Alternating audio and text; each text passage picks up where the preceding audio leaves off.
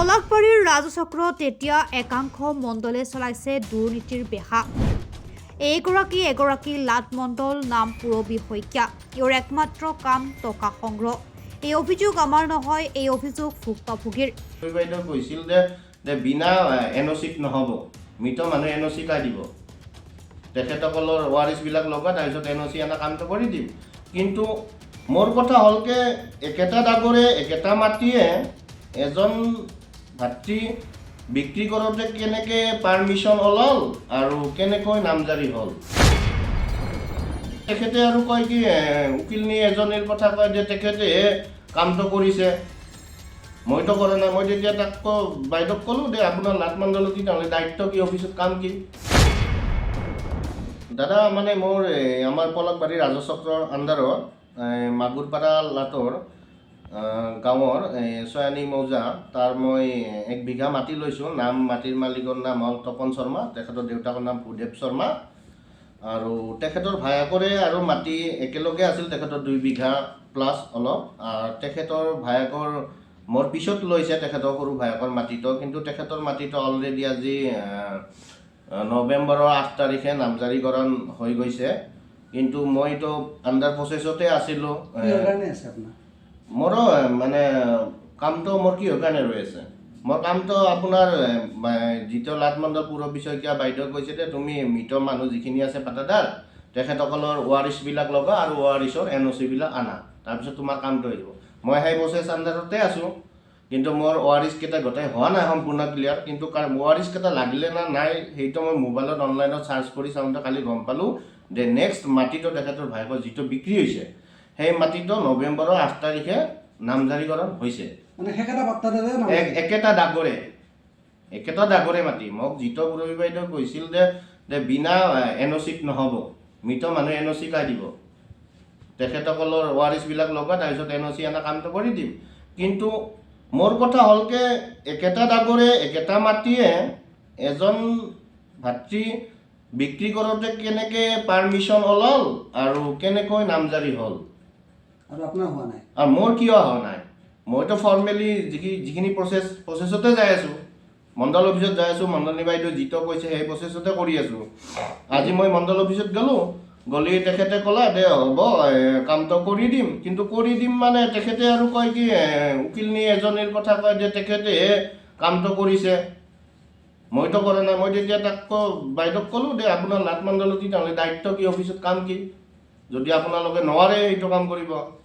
তাৰপিছত ক'লে তুমি মোক ধৈৰ্য ধৰা, অলপ টাইম দিয়া, মই কৰি দিম, সেনেকৈ কৈছে। তাৰ পৰা খৰচ পাতি তেখেতৰ ফাৰ্ম 50 যিখিনি লাগে অফিচিয়েল খৰচ সেইখিনি মই কৰিছোঁ। ৱাৰিছৰ এফিডেভিট বনাই আৰু যিখিনি অনলাইন এপ্লাই কৰিব লাগে সেইখিনি কৰাই দিছে।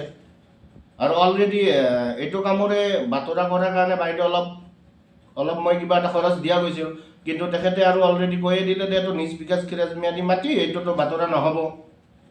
এনেকৈ আৰু কামটো ড্ৰপ কৰি থৈ কিনে আৰু এনেকৈ মই পিছু হুকি আছোঁ। আৰু এতিয়া মোৰ প্ৰশ্ন হয় কি মানে কি একেটা মাটি এজনৰ কাম হৈছে, মোৰ কিয় হোৱা নাই? এখেতৰ দুৰ্নীতিৰ নাই কোনো সীমা। এই ঘটনাৰ সবিশেষ লোৱাৰ সৈতে আমাৰ প্ৰাপ্ত টাইমৰ অফিচাৰৰ পৰা এখেতৰ সৈতে হোৱা এটা কথোপকথন শুনক। তাৰমানে সি এটা পাৰ্মিশ্যন দিছিলে আৰু চন্দ্ৰধৰ মালিলেও এটা পাৰ্মিশ্যন দিছিলে। মই 2টা পাৰ্মিশ্যনেই লিখি পেলাই থৈ দিছোঁ। তাৰপিছত তাৰমানে উত্তৰাধিকাৰী নামজাৰি নহ'লে আগতে বাইদেৱে মানে কি গাঁওবুঢ়া প্ৰমাণ পত্ৰ দি পেলাই যিকেইজন উত্তৰাধিকাৰী আছে গাঁওবুঢ়া প্ৰমাণ পত্ৰ দিলে আৰু এফিডেভিটখন বনাই যি উত্তৰাধিকাৰী কেইজনে চহী কৰিছিলে। আমাৰ ছাৰটো অকণমান ষ্ট্ৰিক্ট জানেই, নকৰে। আৰু অচ্যুত দাইতো পাৰ্মিশ্যন বিলাক বহুত ভালকে চাই। তাৰ পৰা চন্দ্ৰধৰে মোৰ পৰা নি পেলাই সি কেনেকে কৰিছে সেইটো মই নাজানো। চন্দ্ৰধৰ কোন চন্দ্ৰধৰ? যিটো লগত যিটো হৈছে নহয়, যিজনৰ হৈছে শুনকচোন, এছকেটো বহুত কাৰাকে চাই। তেওঁলোকে চাগে উত্তৰাধিকাৰী প্ৰমাণ পত্ৰ গাঁওবুঢ়া লৈ পেলাই এফিডেভিটত চহী কৰাই চাগে পাৰ্মিশ্যনটো দিছিলে। তেনেকে হ'লে চাগে মণ্ডলে বনোৱা নাছিলে জানো? নহয়, মই মোৰ কামটোহে কৰি দিওঁ, এছকে আৰু ছাৰৰ কামটোতো মই নকৰো নহয়। মই যিজনে কিনিছে তেওঁক দি দিওঁ, বা যিজনে বেচিছে তেওঁ আহিলে মই দি দিওঁ। সেইটোৱে কথা হৈছে। সি আজি আহি মোক ইমান খং কৰিছে। আৰে মই তাক কৈছো তুমি উত্তৰাধিকাৰী খিনি দিয়া, উত্তৰাধিকাৰী নামজাৰি মোৰ পৰা গুচি গৈছে। কথাটো হ'ল শুনা, এতিয়া কথাটো হ'ল এটা মাটি চিগনেটৰী একে, এজনৰ হয়। ৰেজিষ্ট্ৰেশ্যন হ'ল, আনজনৰ হোৱা হয়। নাই। এইটো হয়। ডাঙৰ কথা, এইটো মণ্ডলে জানিব, এইটোতো আৰু SK ক আমি সুধিব যোৱাৰ কথা নাই। নহয় গম পাইছো, সেইটো কি নহয় মণ্ডলে জানিব। মই মোৰ ৰিপৰ্টটোহে দিওঁ, তাৰ পিছৰ কামখিনি সি কেনেকে কৰিছে সেইটো মই নাজানিম নহয়। কেনেকে নাজানিবা? এইটো তুমি জানিব লাগিব। মণ্ডল কোন, তুমি নে বেলেগ? দাদা আপুনি শুনক, নহয় ৰ'ব ময়ে আছিলো তেতিয়াহ'লে কিন্তু SK চহীটো মই কৰাব নিয়া নাছিলো নহয়। না, আমি এইটো কেনেকে সৰু বুজিম? এতিয়া এতিয়া ঠিক আছে, মইতো তাক কৈছো তুমি দিয়া মোক, মই এতিয়া তোমাৰটো কৰাই দিওঁ না সেইটো না, চিষ্টেমতে। এইটো যে আজি 3 মাহ 2 মাহ 3 মাহ আগত হ'ল, এইটো যে আজি দিম বুলি ক'লা আৰু পইচাওতো লৈছা তুমি। হা, মই কিমান আৰু এইটো কামটো যিটো মই পেপাৰ্ছ দেখিলো প্ৰায় 10 মাহ আগৰ পেপাৰ্ছ তুমি ঘূৰাই লৈ ফুৰিছা। এইটো যিটো কাগজ মোৰ হাতত আছে, নহয় সি উত্তৰাধিকাৰীটো কৰি দিলেতো মই দিব পাৰিলোহেঁতেন দাদা, এইটো সৰু কথাটো ইছ্যু নকৰিব এইটো। নহয় নহয়, ইছ্যু হ'ব। এইটো তুমি ষ্টেটমেণ্ট দিব লাগিব। তোমাৰ হাতৰ পৰা কোন এডভকেটে চন্দ্ৰধৰৰ কাগজখিনি লৈ বনালে, এইটো তুমি স্পষ্টীকৰণ দিব লাগিব। কালিটো বন্ধ থাকিব চাগে, মই সোমবাৰে তোমাক লগ কৰি আছোঁ। এইটোতো নিউজ হ'বয়ে, এইটোৰ উপায়তো নাই। বুজা নাই? এইটো 10/6/2024 NOC ওলাইছে। হা, NOC-খনৰ ভেলিডিটি থাকে 6 মান্থ। এইখনতো কেঞ্চেল যাব লাহেকে, গেলে চাগে, গেলে দেখোন। নাযায় নাযায় নাযায়। 6 মাহ থাকেতো ভেলিডিটি। নহয় নহয়, 3 বছৰ থাকে, তাতে নটাৰীখনত লিখাই থাকে। ঠিক আছে, হ'ব, 3 বছৰ থাকে, ভালে কথা। কিন্তু কথাটো হ'ল কি, চন্দ্ৰধৰৰ কেনেকে হ'ল আৰু এওঁৰ কিয় পেণ্ডিং হ'ল, এইটো ষ্টেটমেণ্ট তুমি সোমবাৰে দিয়াৰ কাৰণে ৰেডি থাকিবা। আমি মিডিয়াটো ষ্টেটমেণ্ট ল'মেই। এইটো আমি ইছ্যু নবনাই, ইছ্যু তোমালোকে নিজে নিজে বনাইছা। তুমি কৈছা এই এখেতৰ আগত যে কোনোবাই এডভকেটে কৈছে, কোন এডভকেটৰ নাম লৈছা? কি মহিলাগৰাকীৰ নাম? হা পুৰবী, হা কি ক'লে দাদা? কোনোবা এগৰাকী মহিলা এডভকেটৰ নাই, নাম, চন্দ্ৰধৰ এইটো নিজে নিছে। মহিলাগৰাকীয়ে ফাইলটোহে মোক দিছিলে। কি নামটো তাইৰ? তাইৰ নামটো নালাগে দিয়ক আৰু। নাই দিয়া, কোৱা। চন্দ্ৰধৰক বিচাৰিম তেতিয়াহ'লে, মই চন্দ্ৰধৰক টানি লৈ আহিম। কেনেকৈ আনিব? তেওঁ এজন চিভিলিয়ান হৈ তোমাৰ কামত কেনেকৈ হস্তক্ষেপ কৰিব? চক্ৰ বিষয়া কাৰ্যালয় এটাত এজন চিভিলিয়ানে কেনেকৈ কাম কৰিব? মোক সেইটো বুজাই দিয়া। নহয়, তেওঁ নিজে কিনিছে না মাটিটো, তেওঁ কিনিলে নিজৰ কৰিব কাম নোৱাৰে নিজে না। কৰিছে। তোমাৰ টেবুলৰ কাগজখিনি কেনেকৈ SKৰ ওচৰত তুমি নিব এৰি এজন পাৰ্টীয়ে কেনেকৈ নিলে? এইটো চিষ্টেম চলিছে নেকি নহয় বেলেগ বেলেগ চক্ৰত?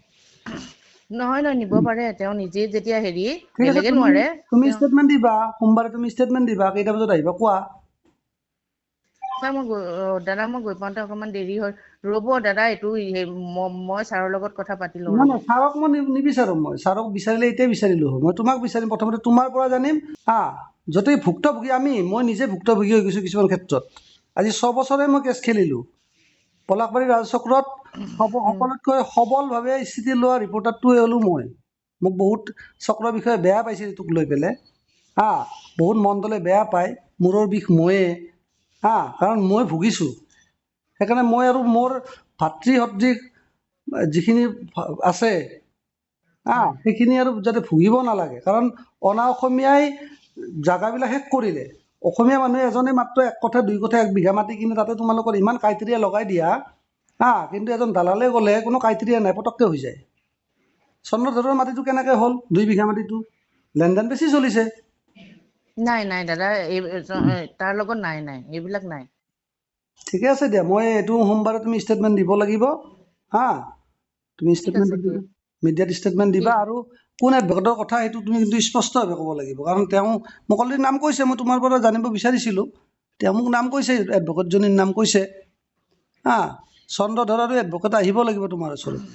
কাৰণ ঠিক তেখেতে আছে দিয়ক। অলৰেডি এডভকেটজনীক ধৰিছে, তেওঁ নাজানো বুলি কৈছে, তুমি কৈছা কিন্তু এডভকেটে কৰা বুলি। News desk report, Pratah Time digital. অসমৰ সংবাদ জগতখনৰ বাবে এক সুখবৰ।